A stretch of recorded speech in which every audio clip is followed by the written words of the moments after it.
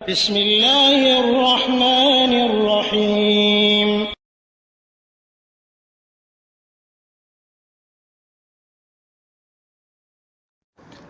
ওয়ালাইকুম আসসালাম রহমতুল্লাহি ওবারাকাতুহু। এক ভাই দুবাই থেকে হয়তোবা জানতে চেয়েছেন যে ফসলের জাকাতটা কিভাবে দেব। সুন্দর প্রশ্ন।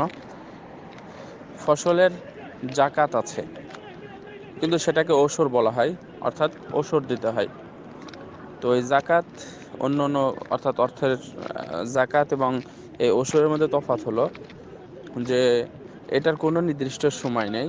যখনই আমি ফসলটা হাতে পাবো, যখনই আমি ফসলটা নিয়ে আসবো বাড়িতে, তখনই তার ওষুধটা আদায় করতে হবে। যদি একটা জমিতে অর্থাৎ বছরে 3বারও ফসল হয়, তাহলে 3বারই আমাকে ওষুধটা দিতে হয়। ওষুধ মানে হচ্ছে মানে আশারা থেকে ওষুধ এসেছে, অর্থাৎ 10 ভাগের 1 ভাগকে ওষুধ বলা হয়। আর কখনো 10 ভাগের 1 ভাগ দিতে হয়, আবার কখনো 10 ভাগের 1 ভাগের অর্ধেক, অর্থাৎ এটাকে আমরা বাংলাতে বলি সরাসরি 20 ভাগের 1 ভাগ। তো কতটুক পরিমাণ হলে আমি এটা দেব? পরিমাণটা হলো, যদি 18 মণ 30 কেজি, এরকমই আর কি, 18 মণ 30 কেজি যদি আপনার ফসল হয়, তাহলে আপনি এখান থেকে ওষুধ বের করবেন। যদি 18 মণ অর্থাৎ মিনিমাম 18 মণ 30 কেজি যদি আপনার ফসল হয়, তাহলে আপনি এর ওষুধ দিবেন। অর্থাৎ যদি সেটা বৃষ্টির পানিতে হয়ে থাকে বা ঝর্ণার পানি, যার যে পানি আমরা বলি না কেন, সেই পানিতে যদি হয়ে থাকে, তাহলে আপনি অবশ্যই 10 ভাগের 1 ভাগ দেবেন। আর যদি আপনি সেচ দিয়ে, অর্থাৎ নিচ থেকে পানি উঠিয়ে আপনি সেচ দিয়ে যদি সেটা হয়ে থাকে, তাহলে এর মানে অর্ধেক দিতে হবে, অর্থাৎ 20 ভাগের 1 ভাগ দিতে হবে। এখন কোন ফসলগুলোতে আপনি জাকাত দেবেন, এই সাবজেক্ট অবশ্য বড়। যে ফসলগুলো পচনশীল না, যে ফসলগুলো পচনশীল না, যেটার স্থিতি আছে। পচনশীল বলতে আবার একবার স্থায়ী পচন না, যেমন একটা কোনো কোনো ফসল আছে, দেখা যাচ্ছে যে অল্প দিনের মধ্যে সেটা পচে যেতে পারে, সেটা নষ্ট হয়ে যেতে পারে।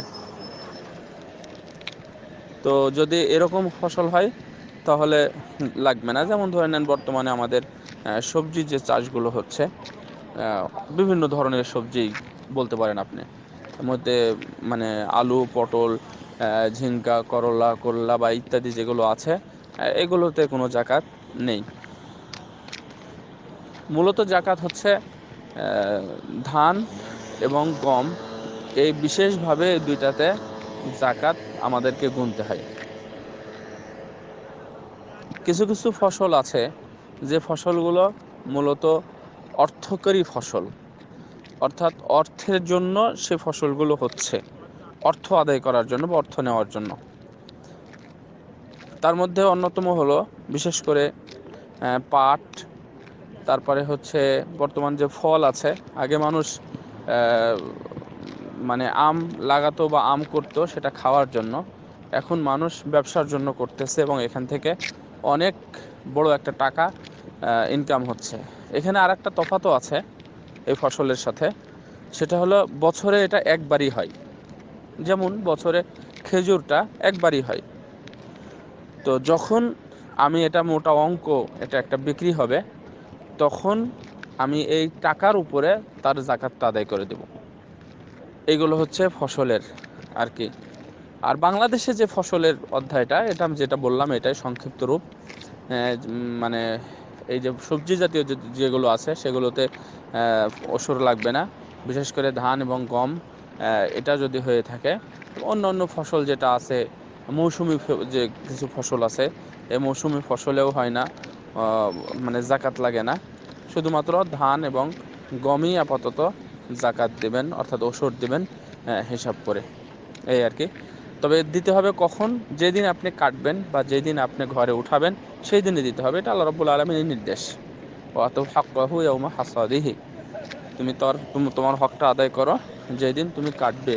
অর্থাৎ এর অর্থ হলো যেদিন আপনি ঘরে নিয়ে আসতেছেন, ঘরে তুলতেছেন, সেদিন আপনি আদায় করে দিয়ে আপনার বাকিটা, আপনার অংশটা ঘরের মধ্যে নিয়ে যাবেন বা বাড়িতে নিয়ে যাবেন বা বিক্রি করবেন।